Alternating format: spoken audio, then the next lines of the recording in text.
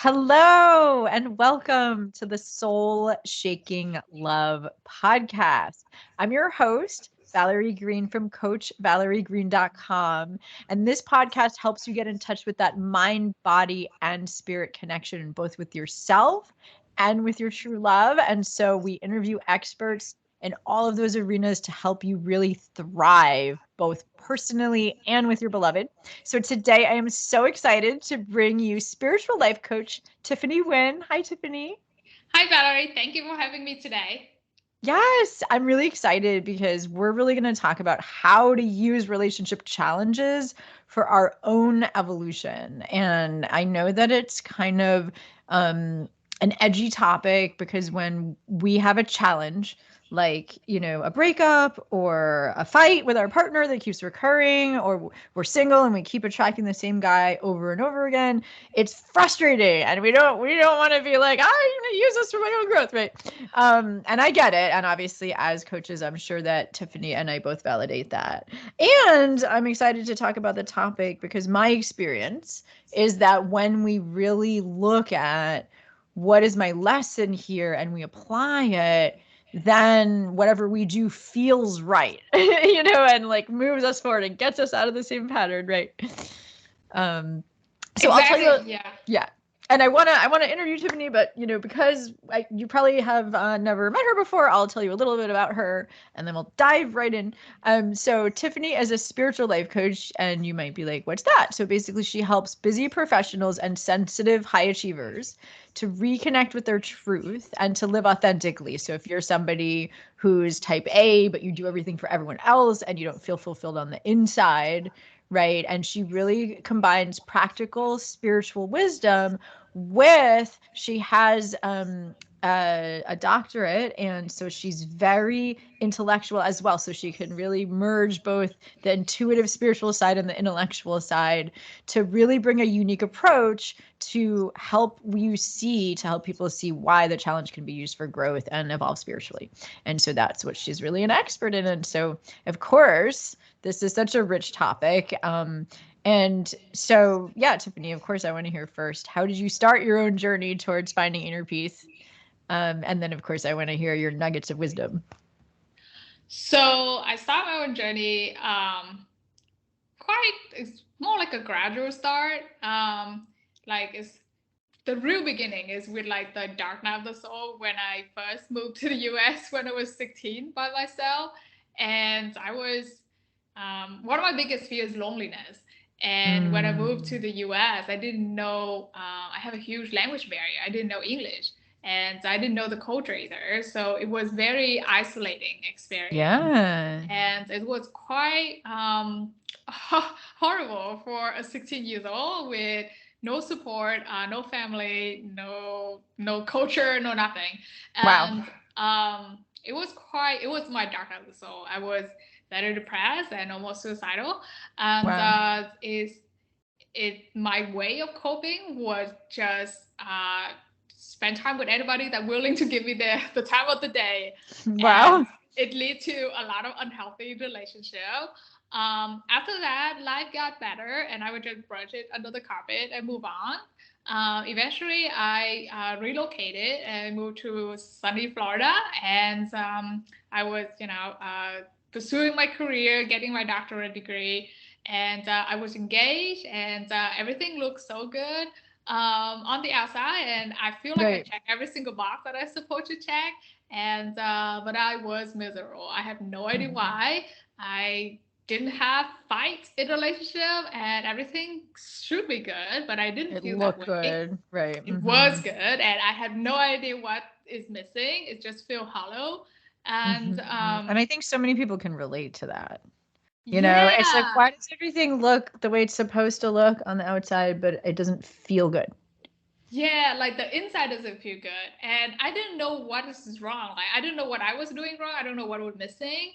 And and I was in denial for like a great time because I'm a high achiever and I feel like I'm not a quitter, like if something come up, I'm gonna solve it. I'm not gonna try Yeah. to quit it. And it was take me there was thank God for one of the best friend. One day we were just lounging around between the exams, and she was like making an off comment, like, "Oh, Tiffany, I love to have a life like you. Like have a relationship like you. You look so lovey-dovey together. You guys gonna be power couple. It's so great." And I would just laugh, like, I don't know what you're talking about. It wasn't that great. Maybe you're having cold feet, which is probably normal. And she would just look at me like, why? And that was that beautiful, vulnerable moment that I would just open up and talk about my past. And just just said I was feeling very kind of guilty, kind of shame, and I feel I have zero self-worth. I feel like I have to earn any happiness that I have, and I have to keep working very hard to just keep it the way it is and to make everything perfect. Because if I don't, keep up, like pleasing other people or meeting all the criteria, checking all the boxes, everything would just kind of fall down, and I'm gonna be Wow. miserable. And I think so many people can relate to what you're saying. yeah, and I mean, hindsight is 2020. I mean, I was already miserable then, so it wasn't Right, much of a right, difference. right. But Well, that but I has, think what you're highlighting is like everything seemed right on the outside. And of course, maybe it wasn't the right situation for you. But no matter what, it's your own self worth on the inside that determines how you feel. yes, and at that moment, and my best friend also shared her own vulnerability, and she shared her own past. And even though we were very different, but we shared like almost similar circumstances. She didn't move to any other country, but she went into like unhealthy relationship also, and she also didn't feel good about herself, and also she felt kind of like under deserving. And um, and the funny thing that stuck with me was that both of us was very adamant that the other deserved the best in the world, like deserved the happiness because we were so sweet, and we just couldn't see it for ourselves. Our friend can see it, but we cannot see it. And Hmm. I still couldn't figure it out until a few months later. One of those drive when I drive along on the long road, and you're just contemplating, you're just thinking about life, and then an epiphany came that if I switch place with my best friend, and if she did exactly everything I did, have exactly every thought I had, I would never thought less of her. Like it would not even cross my mind. And that Right. really made me realize that I was just too hard on myself. And I just Right. never forgive myself for my past mistake. And Hmm. whatever I do is like almost like I trying to one punish myself for everything I Hmm. think that I did bad. And second, it basically almost like to atone and to like to make everything better, and like to get away from it, like to like separate myself from the past. And so that's what I found realized, and that lift the weight off my shoulder, so that make me not in denial anymore, and make me take a hard look at the situation. Like, sure, maybe there's nothing officially wrong, but there's something obviously not working out with me, and that was myself. I did not forgive myself. I couldn't live true to who I Hmm. am. I kept put up all the faces, and I kind of have no idea who I was anymore. Um, and so I broke off the engagement, and I continued to finish my degree, and that started my journey, the inner journey of trying to figure out who I was. I kind of lost myself a Hmm. long time ago during that Yeah. whole Dark Night of the Soul thing. And then Yeah. each relationship took a little bit out of me. And Yeah. we all kind of lose a little bit of our identity. And then toward the Well, end, if we don't do the inner work, yeah. yeah, and then toward the end, we had no idea who we are, and it happened a lot. It happened a lot. Sometimes we feel like we know the other person. Like if we have a significant other, we know their hope and dream, their fears and their insecurity. We know everything about them, but we probably don't know that well about us.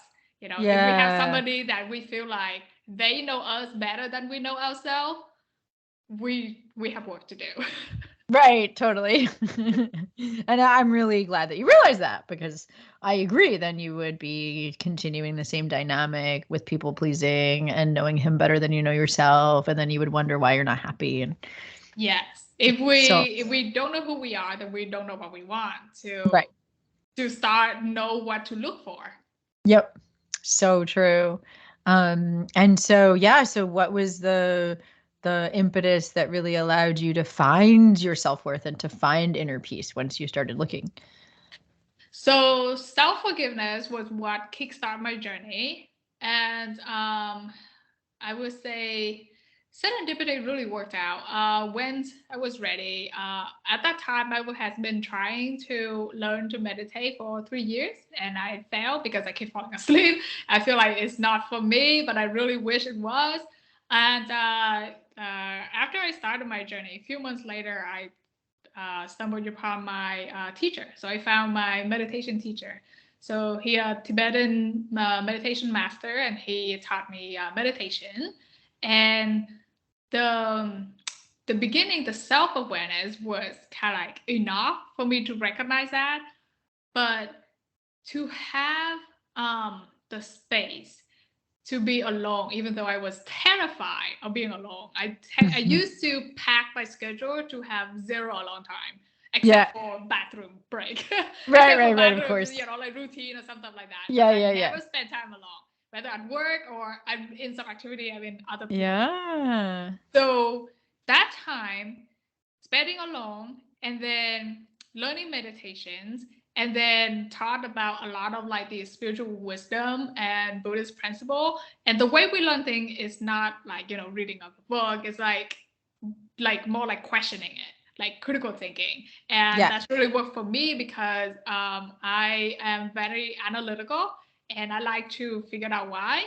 And and that's how I started. And I didn't notice much of a big difference until much later on, when I already working full time, meditate for a few years already, and my life was, life can get chaotic. And I was working a stressful job, and my family back then also have a lot of family drama. We have fight like morning to night, so there's no rest. Um, Wow. but Which even is during definitely why it felt familiar, right? yeah, yeah, and then but even during that time, that's when I recognized that even during that chaos, I never lost myself. Like I was never confused, Mm, and there was this peace that almost mm, palpable. Even though like life was chaotic, and I'm not the type that avoid conversation. Like it's not about that, but there was this sense of peace that like that peace of mind that you go to sleep with, like that kind of sense of like you're not lost. And it was, mm, and I figured that it was very precious, and not mm. everybody feel it. And and I wish everybody had that feeling. And so that's why I started the business, to help people to find that kind of inner peace. And the way to Yeah. get that inner peace is through, from my experience, is through clarity. Yeah. Like you know yourself, then Hmm. you don't really unknown. Like once you know the sky is blue, you don't really not knowing the sky is blue anymore. Exactly. So Exactly. like you carry with you that clarity. So that clarity that help you to figure it out and go toward with life and face whatever life throw at you. You're not gonna lose yourself anymore. You only grow better, deeper, into more dimension, but you're not gonna be like, "Oh, I don't know who I am anymore." Right. That's beautiful. I mean, it sounds like you were just habitually staying busy because that was the habit. That was how you were trained, by your family. And then, and your, culture that you grew up in. And then when you met your teacher, he showed you how to center yourself and to look within so that you could realize, oh, wait a minute, I actually did know who I was. I just didn't know how to feel that. I just didn't know how to notice that through all the busyness. And now that I'm putting attention on myself, and I'm sure this took time, You learn how to connect to your own values and your own desires and, your own preferences and the type of people that would be healthy for you. And you got that clarity from that sense of centeredness inside. Is that what you're saying? Yes, the clarity, yeah, it does really come. I think a long time curfew. There's several factors. First is like the alone time and space that I have. Mm-hmm. Immediately after, like that experience of breaking off engagement. So that was really hard just to process difficult emotions. Um, Mm-hmm. but I don't have any other choice. I don't have any other people to just schedule my time with. So it Yeah, was like a big exactly. gap. So that And I'm forced me. assuming that he guided you through how to process through your emotions, right? Yeah, so not with that. So that was before I met my teacher. So that was processed, Mm-hmm. and I think Lao Tzu says us have a saying very correct, very accurate. When the student is ready, the teacher will appear. So when I I was ready completely to, agree. when I was ready, that's when I met him. So that's when I met meditation. Right. Um, So you were doing work on your own, and then through synchronicity, you met him because you were yeah, ready. Yeah, Hmm. and then because I'm my nature is more analytical, so I kind of trace back. So we do a lot of contemplation and reflections. So trace back to my own pattern to like how did I get to this point? And it was most of my doing, but I think a lot of the patterns that all of us have are kind of like unconsciously shaped. It's all kind of formed in the beginning in childhood. When we were born, everybody have different upbringing, and then the culture we're in, the society we're in, the family we're in, and our personal experience with life, and all of that shape the way that we view how the world works, and also Hmm. shape how we view ourselves. Like, for example, in Asia, I grew up and my father was Catholic and my mom was Buddhist, and we have very different view compared to over here. So my view of spirituality was very open, like very a lot of like very flexible. So it's very different view, and the view to ourselves is also very different. Like we don't view ourselves as it's quite nuanced. Like we don't feel like just Right. individual, but also as like community. Right. And it's quite different. And the way we deal Mhm. with like certain mental health challenges are quite different also. So it's just different view of how we view the world and how we view ourselves, and that really affect our decision. Because from that view, we make judgment and we make decision based on what we believe in, and when we make those kind of decisions, of course, then that's how life works. We make a decision and we have consequences. Absolutely. Yeah. And do you want to give an example that brings it home? Because I don't know if most people can relate to, growing up in one culture with different beliefs and then being in a new culture. But I'm sure everyone can relate to, okay, if I'm in a relationship and I think that I'm unworthy because that's my beliefs, then I'm going to act in a certain way and then I'm going to show up in that way. And then he's going to then reflect back to me my limiting belief, right? Because that's how we create our own reality, right? So, do you want to, you know, cite an example from your own life or an example from your client's life to really illustrate that? So I would just say like a very small example of my own life. Like so when I grew up in Asia, the beauty for women tend to be long hair and very feminine, and that is almost like there's this like a belief and stereotype that the woman should be very feminine, and how you behave, how women behave in the relationship is you kind of run the show, but in behind the scene, and Yeah, yeah, but yeah. you It's have like to, sort of from the back end. yeah, and you have to deal with it in a very soft way, in a soft Right. spoken way, very persuasive, very assertive way. And I'm not, I'm totally not that. I have a very strong personality. I'm very outspoken, and I'm very blunt. Like For me, I don't think I offend, but for some people, they can be offensive. Sure. So I feel blunt, but I'm very honest. And in Asia, there's more like, sometimes if you refuse and you decline something, you're more like beating around the bush. So they bring that into relationship, especially like intimate relationship, for like these expectation of women. Like the woman have to, take care of the house, short, everything has to be look immaculate and soft spoken. You look good, long hair, and everything. And that gave me a lot of like struggle to Right. grow up. So when I grew up, I did not enjoy having long hair. I always loved having short hair because it's easier and look. I feel more confident with short hair. So when Yeah. I got to the relationship, so it was when I was engaged. Um, I even asked. I think I even asked my ex point blank, like, and he's like, yeah, woman with long hair look better. So I'm like, oh my god, my view was correct. My mom was correct. So I grew up my hair and put up with all that hassle.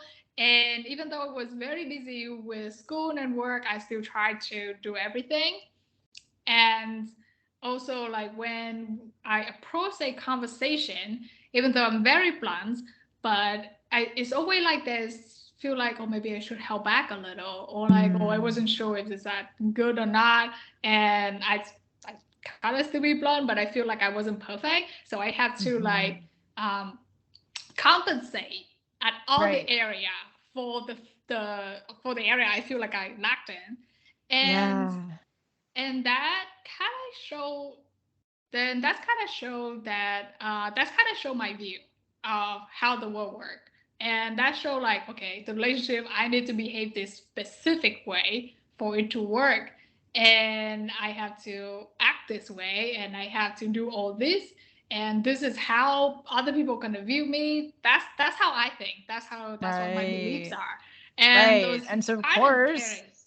Yes. yeah, if you're coming from that belief system, it's ultimately boiling down to the belief that who you really are is not good enough and you have to pretend to be something else in order to be attractive. And so, of course, you're never really going to be happy from that space. And so then it sounds like through the inner work, you were able to connect to your authentic self and then realize you didn't need to be that way. Right? No. You Right. got to consciously create who you were, and then you attracted people that were um, accepting you for who you were because you accepted yourself. Exactly. And I think one of the belief that I had before, because this is just the way the world works. This is just how it is. And it is just not true. It's just Yeah. not true. And it's just very freeing to finally figure out who I was. And Yeah. and I feel like all of us have this fear that we kind of have this fear of afraid of looking at of who we are, because there's two ways that we think is gonna happen. One, we think like we're gonna see that yes, we're truly a horrible, terrible persons, and Mhm. we really don't want to deal with it. And second, we might feel like, oh wow, we really don't know who we are, or we're afraid we're afraid of what we're gonna find, and Right, we're afraid that we're exactly. not gonna like that. What are we going to find? And then And we're going to feel worse. So we might and as we're well not gonna go feel there. worse. Yeah. So Right. it's better with the misery that right, than the misery of Yeah, unknown. exactly. And yeah, and that's quite damaging for a very long time. But it's okay. We have time, and I I mean, mean, like, well, I like to say that, well, when the student's ready, the teacher appears, right? So it's okay until it's not. until it's like we cannot handle it anymore. Right. Until Until like there must be more to life than threshold. this. Right. And I would say, like, I hope everyone would know that no matter what you think now, the truth is you are always more amazing than you think you are, Ooh, because like that. we survive 100% of our bad days, Oh yeah. and we can always grow to be better, you know? I love it. So we are always more amazing than we think we are. We just couldn't figure it out yet. So we just need somebody to point it in the right directions, light the candle, show us the way, and we can totally rock it. Oh, I love that. And I feel like that really brings the topic of the interview home. Because I want to ask the question, how do we turn a challenge into an opportunity for growth? And so, what I'm hearing is that it's us doubting ourselves or, beating ourselves up or thinking badly about ourselves and our ability to get through it, or blaming the other person and not taking responsibility, one of those two things, that keeps the challenge going, like either doing a breakup, or if you keep attracting the same partner again and again. And a lot of times we tend to blame ourselves, or we tend to create a belief that there's no good people out there. Or if we're in recurring conflict, we tend to either blame the other person and say they can't change, or blame ourselves for how we're showing up, right? And all of those are very unhealthy attitudes. Of course, they all make sense given our programming. And what I'm hearing you say that you did, that and the space that you hold for other people, is that you get to look within yourself and then increase your value, right, with challenging those limiting beliefs. And I think the beautiful thing is, once you live honestly to who you are and how you feel, automatically the people that like in your presence, they will feel that, even though Exactly. they don't know what it is, but they feel the safety to be who they are. They don't have to put up a facade. Like I during my work, I'm a supervisor, so all of my subordinate, they feel safe. Probably because I have a mouth of cursing like a sailor, but yeah, they feel safe to voice their own opinions, their own obstacles, their own challenges, and what they really think, and what they really feel.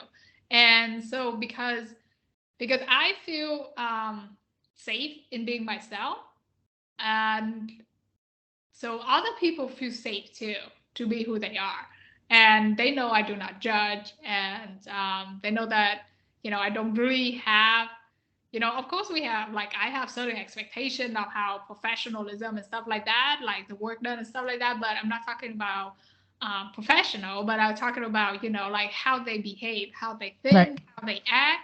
I don't have any expectation from that, and because people know that, I think when you just feel safe to be who you are, like if you're around somebody that confidence, you don't really Yeah. have to watch yourself. You don't really have to watch Yes. how you act, what you say, or how you feel. You don't really have to question yourself, like, am I doing things right? Am I feeling this way? Am I supposed to feel this way? You don't have to question it. If you feel it, you just feel it. There's no Exactly. really like a right or wrong way to do it. Yep. And I think that's what happens when you start to work and you find who you are and you live with courage. You live Yeah. true to who you are. You offer the safe space for other people to be who they are too. Then every relationship you form going to be very genuine on connection, because Yep. nobody putting up a pretense, nobody putting up a facade, nobody putting up a role that they box themselves in. Everybody just come as they are. So that's way any connection you form is going to be authentic, and both gonna grow from it. Well, exactly. And I mean, I want to hone that in, to what you're saying and how it applies to different relationship challenges, right? Because I think what you're saying absolutely maps onto a breakup, right? If people are beating themselves up after a breakup, then what you're saying is it's about really owning what you can take responsibility for and looking at your potential, right? And like who you are on the inside and what's not your responsibility and what you can forgive the other person for, what you can forgive yourself for, right? And like really doing the inner work to learn and grow. And that's what'll give you your power back, right? I think like in a recurring conflict situation, it's not necessarily just saying if you're authentic, the other person will then feel free to show up as authentic, right? But when you're confident and you show up owning your authenticity, you can handle whatever the other person throws at you and not get knocked off center. Yes, Right? you don't lose, you don't become lost again, you don't lose Yeah. yourself again. And you are not responsible to heal other people um, damage. Right, So right, you offer them the space and you can be right. support for them. And but in the conflict, I think this is all, like, every single relationship is always going to be two-way street. you know Yep, you can only be accountable for what you think, how you feel, what you act, and how you act, and yep, your own decision. But yep, like, there's no point in blaming other people. yep, But you're also not responsible for how other people feel and how they act. They have to be responsible for that themselves. But what you do is, when you feel safe in being who you are, and they also have the space yep, to start changing themselves, yep, and what direction they take, that up to them. That's not for you to decide, but you yep. are there, just like, giving them the safety and the support to do it. Exactly. And it's really only, when you're not connected to yourself and you're coming from that people pleasing place, for example, you're not going to show up to that conflict and resolve it, right? It's just going to keep on occurring. We have to resource ourselves in what we want. And, I like to say that the other person in the conflict will show up.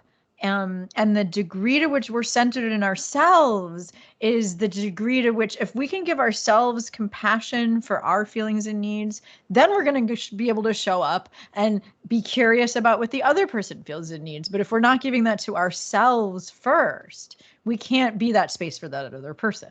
Right. I Yes. mean, we can pretend and be nice, but that's not what's authentic. We need to be authentic with ourselves first. Right. I think that's have to do with just logistics, like a very simple logistics that nobody talked about it, like a mental capacity. Yeah. Like, when we already use so much of our mental capacity to put up, squeeze ourselves in a box and try to force ourselves to be something that we're not, or Yeah. feel something that we don't. And we don't have a lot of energy or space left to feel compassionate for the other person, to Yeah. actually really be there for them Yep. and to be there for their growth. But when we are at peace with ourselves and who we Yeah. are, we free up so much energy and Yep. free up all of that we can use to support others. Just like, on the airplane, every time, when even in emergency, we always put the mask on ourselves first before we helping even a child. Yep. So it's the same concept. If you can't breathe yourself, you don't have any space to offer room for the other person to breathe. Exactly. I really love that analogy. I use it a lot because it's so true. If you're coming from that place that you used to come from, right, where you're people pleasing, you're not putting your own oxygen mask on first, right? And so then you can't really be a space for anything positive to happen because you're just going to be doing what the other person wants and losing yourself. And I think the same applies if you're single and you keep attracting the same kind of partner. It's also because what I find is that it's important to work through the old patterns. And they usually feel familiar from our childhood. And it has to do with our limiting beliefs about ourselves, right? And like our patterns of not putting ourselves first and being clear about what we need. And so the work that you're talking about works brilliantly for that challenge as well, right? Because as you said before we started recording, when you're single is the perfect time to work on yourself, right? So do you want to speak to Yes. that? When you're single, first of all, you're not really, like, trying to put a lot of energy to grow a relationship right during that stage. When you're single, you have the space and the time for yourself to focus on your own. And so you can, first of all, learn about yourself. And second, to really understand yourself. Like, it's one thing to learn about ourselves, and the second thing to understand them. Yeah. We sometimes we learn about ourselves, we don't like it. Yeah. Like, when we learn about, like, when I learned that, wow, I'm really stubborn and I don't really like to be that. Or like, when I'm like, like, sometimes we feel like, wow, sometimes I feel like I'm, my father daughter, or my mom daughter. And, like, I don't really like that. I don't really like it. We don't really want to become just like another version of our parents, because our Right, of parents course. also have a lot of emotional damage. So Right. um so there's that. So there's like a lot of steps in between. Like we need to learn about ourselves, and we need to understand that, and we need to understand why we're not liking what we find, or why Right. do we why we do like. And also reconciliation between, because when we grow up we all have this limiting belief, or like sometimes we just believe that we think that we're gonna like something, and it turns out we don't, Right. and we need Well, to all beliefs reconcile are that. limiting. Yeah, You and know, I I think that, mean, spiritual growth is about like realizing that whatever we believe, the truth is greater than that and being flexible, right? yeah, and is all come down to, once we figured it out and be true to ourselves, we reconcile our heart and our brain. So a lot of I find a lot of my clients, when they single and they keep attracting the person that's not the right match for them, there's a mismatch between what their heart want and what their brain Right. wants. And Yeah. their heart might be attracted to this person, like let's say a bad boy image, and but the Right. brain like, okay, this is not good for me, this is like a walking red flag, and we need to cut it off right away, stuff like that. So there is that mismatch. And once we figured out why did that happen, Right. then they can align their heart and their brain. Then Mhm. whatever they put out, like they won't even feel attracted to the same thing, or they know what Exactly. they like. What is it about the bad boy image that they like? And that's what they're gonna go for in the good guy.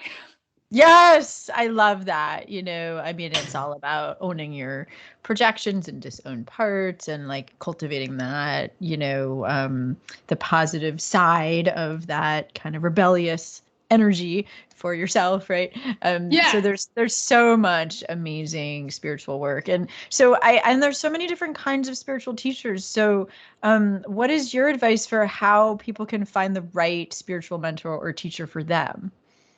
So the two things that they want to find for the spiritual teacher for them, one, the teacher themselves has to be authentic, and sadly to say that sometimes it takes time. Like you have to know them quite a while to see like whether they have integrity and really uh, who they are, like the way they act is what they say, walk their talk. Right. If for like meditation teacher, you better off sticking with somebody with a long lineage, because Lineage, right.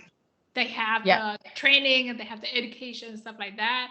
For Mhm. spiritual coach, something like that, I think you just have to follow them for a while. So that authenticity sometimes is hard to determine. You don't know until you actually talk to them and connect with them. Right. The second one, which is very important, and I would say the most important of finding the right teacher for them, is resonance. They have to resonate with not only with the message but with how they teach it. Right.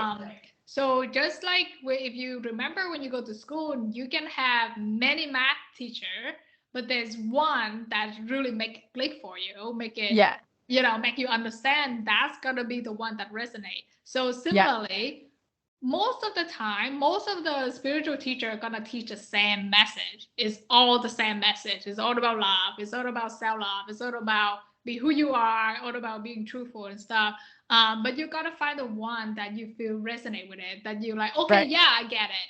Yeah, that's the way I get it. Yeah. So like the way Exactly. they explain Exactly. it, their personality, however it is, whatever float your boat, that to make you understand the concept and make you fully understand it and Right. grasp it, that's the one for you.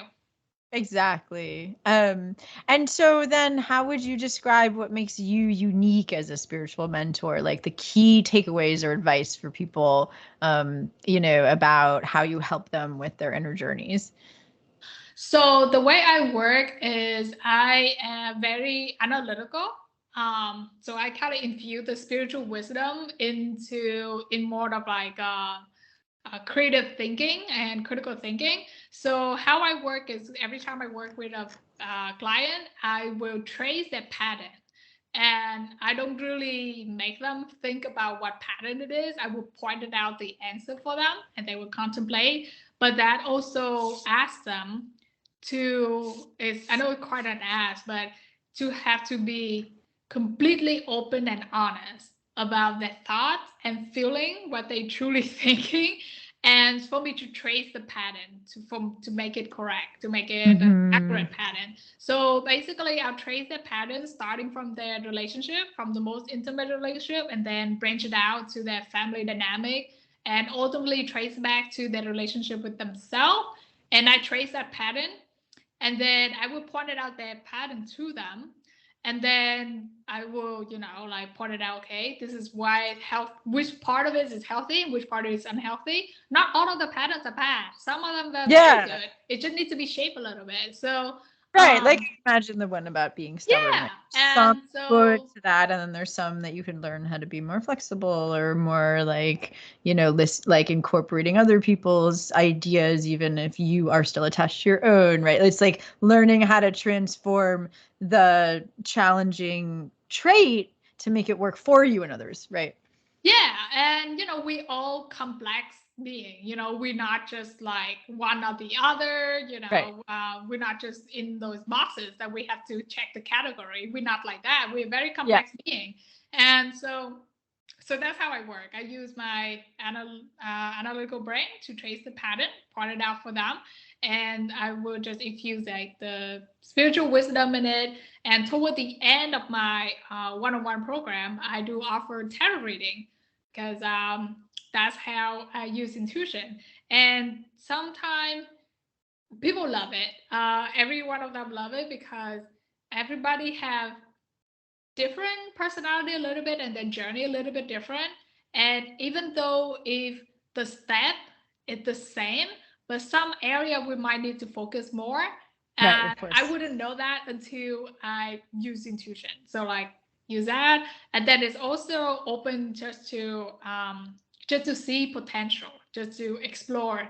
And um that's how work great for all of my clients. They really love that. It's offer them toward the end, it's offer them toward more insight and give them something to look forward to. Like almost like this, I Mm-hmm. think this is like a high achiever trait. Like it's almost like a goal to achieve to like something there, even though it's not concrete, but something there to Yeah. move forward. So keep easier to keep focused toward the path. And so that's how I work. I kind of like infuse the intuition, spiritual wisdom with analytical. That makes a lot of sense, because with the population that you work with, the most high achievers who aren't really happy on the inside, they're used to being analytical, right? And they're used to looking within themselves, and maybe they don't like what they find, and that's why they think they need to work with you so that you can help change that. But with your intuition, you can point out what about the pattern that they're in actually serves them and help build their self-esteem, and then use the spiritual insights that you and they can work on together to how to evolve that trait or that belief to find the truth, and then help them to take action from that place, right? Yes. So basically, kind of connect the brain and the heart at the same time. So it's good to it's like we don't have a lot of like our motivation to change if it's just the brain. Like like when we go to the Yes. gym, okay, I have to go to the gym because it's healthy for me. It's not going to be as strong if you actually enjoyed it. Actually, Yeah. for a fact that is good for you, and you can feel it some way. You're not gonna feel it every day. Even when we like going to the gym, we probably don't feel like going to the gym every day, but we feel it. It's easier to stick to it because Yeah. the major thing in my practice is mindfulness. And Yeah. I ask all of my clients to keep a mindful practice. It doesn't have to be meditation, it can be many other things, but it needs to be maintained throughout the rest of their Hmm. life, because that's how you keep your level of self-awareness, so you can recognize your trigger, what you're feeling, what is going on, and you can solve problem from that point. Recognize the problem to even come up with a solution. So that Exactly. self-awareness is always need to be maintained and developed. I agree. And if we're going to bring this home, I completely agree that that's what allows us to transform a challenge into our evolution, is mindfulness. And that doesn't necessarily mean meditation, right? What mindfulness is we're rising above the situation and we're not identifying as just this one character in the story, right? We're looking at Yeah. everything from above and we're like, well, what are my beliefs and what are my desires and what do I want and what's my truth, right? And so you're like almost kind of looking at yourself as if you're looking through the eyes of another person, kind of like that epitome that you had in the car when you were younger. And, that's where you find that clarity. And it does help to have somebody else holding space for you, whatever kinds of teachers you resonate with. And if people feel called to check out more of your work, I know that you have a free gift, 7 steps to move on when things don't work out. And, that's whether you're in recurring conflict not working out or a breakup or you keep attracting the wrong kind of partner. Like there's so many different not work out situations. So do you want to talk a little bit about that free gift? Yeah, so it's offered straight on my website, spunkyspiritualist.com. And so that is a free guide that have worksheet and example as like a rundown of the framework of like typically the steps that people take to healthily move on from something that we don't just suppress our emotion and just sweep it under the carpet.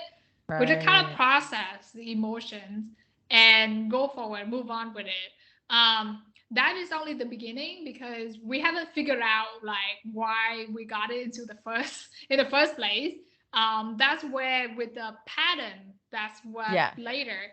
But at first, you can't work on pattern if you still in so much pain that is overwhelming. First, we Mm-hmm. kind of move on a little bit to be more calm, not so our emotional state not so turbulent before Right. we can actually do deeper work and digging deeper into our pattern and figure out how did that happen. So that guide to move on to in the beginning, that's where it came from. That's help people to move on. It's work with all situations, from relationship to career or to like small disappointment.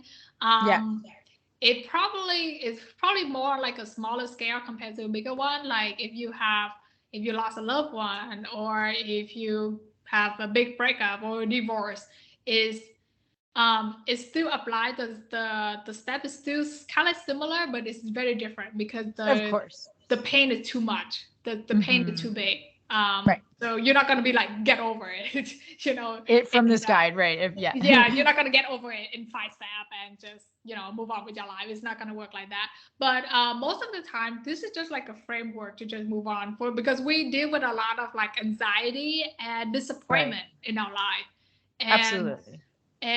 these steps help us not to get fixated Yeah. on it because sometimes when we don't get what we think we want, we just get upset and ruin our whole day or even a whole week, and we kind of like keep thinking back on it all the time. Maybe next month we're like, oh my god, if I got that promotion last month, my life will be completely different or better or whatever. Yeah.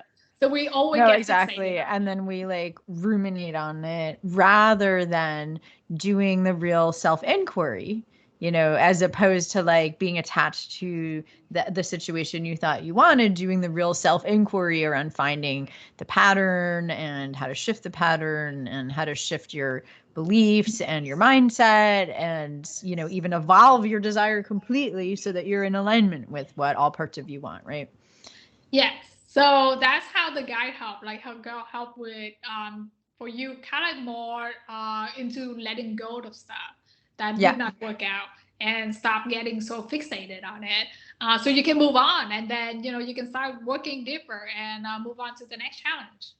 Exactly. Yeah. And because I agree, like, even if your relationship is going well, I think it was the therapist Terrence Real who first I first heard say it's important for us to be aware of and grieve the micro disappointments that we have on a daily basis. Because if we sweep them under the carpet, then they build up and then, we lash out, right? Or if we just pretend like we don't care, then we get disconnected from ourselves. And acknowledging that's not to say that you should obsess over small stuff.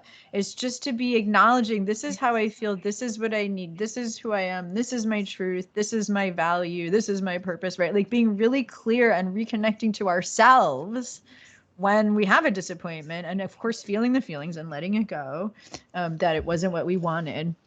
Getting the message as to, what the truth is, right? And aligning with it. Exactly. And I guess I want to just close out with the reminder from the guide itself. Like, that's the very last step. It was just a simple reminder that this is from the Dalai Lama. That remember, sometimes something not working your way, that's a wonderful stroke of luck. Yes. You are much happier not getting it. Exactly. Oh my God, isn't that so true sometimes? And, when we keep hitting our head against a wall, then, gosh, I forget that quote. Was it Wayne Dyer that said, when you change, the lens through which you're looking, then what you're looking at changes. Yes. When you change how you see yourself, the world changes, or something like that. Something to toward that sense. Yeah. Yeah, exactly. And so that's, I think, the essence of what you're saying. Yes. And so I encourage everybody to check out Tiffany's free gift, the 7 steps to move on when things don't work out. Because we could all use extra wisdom, right, to deal with all those little micro things that don't go our way, right, on a daily basis. And of course, also the big things, but I like to practice on the small things, so I'm prepared for the big things, right? and I think that, just to sum up, how to use opportunities for growth is it's really about taking our power back, right? Stop giving away our power through all of our programming and patterns and focusing on the other situation, what's out there, and really bring it back home and connect to our truth and our purpose and our value and, really feel that inner guidance. And it really helps to have a guide and a mentor who is holding space for you because our eyes look outwards, right? And yes, so it's like, I think easy. it's always helped to have a mentor. It's just easier. Like if you, when you look at you study any subject, like it's a lot of pain to wander through a subject that you don't know, and you would like figure it out yourself and do it yourself. Just like any tech work or any work that you have to do it yourself is like so much work. But if you have somebody there to point it out the direction, then you have that kind of level of support, and that make it so much better, and you accelerate your growth. Exactly. And also a teacher can help point out your blind spots, right? Because like, let's say you're learning how to play tennis or something and your swing is off. Like, how would you know that yourself, right? You need somebody looking at you from the outside to point out what's not working and correct it, right? So, and not in a punitive way, like that's not working, right? But getting the wisdom, from that open-hearted place. And I love how you said that you help people connect their heart to their head so that they're in alignment, right? Because that's where our power is when we're really in alignment. And I've really enjoyed talking to you because you seem like your energy seems like you're in alignment, and so you're really modeling that for people. And so I really just want everybody to leave with the message that whatever you're struggling with, that you're bigger than it, right? You are bigger than any of your problems. Yep. And I forget what you said in the beginning, but it was something like you're more amazing than you think you are. You are always more amazing than you think you are. Yes. Yeah, exactly. And it's one thing to know that, but also like what you said, like what motivates you to go to the gym. It's not just an intellectual idea. It's if you feel that motivation, right? Like it's one thing to know you're amazing, but sometimes it takes working with somebody who knows how to help you work through your challenges to connect to your own amazingness so that you can feel it. And so that's what I want to impart on everyone today, that no matter what, just, even if it's doing your own inner work, that's great. Download Tiffany's guide and see if you can work through the answers on your own. And of course, we're here to support you and answer your questions. So you can feel free to post questions below this video, or if you're listening to the podcast, then if you go to the show notes, there's a link to leave a comment on my website.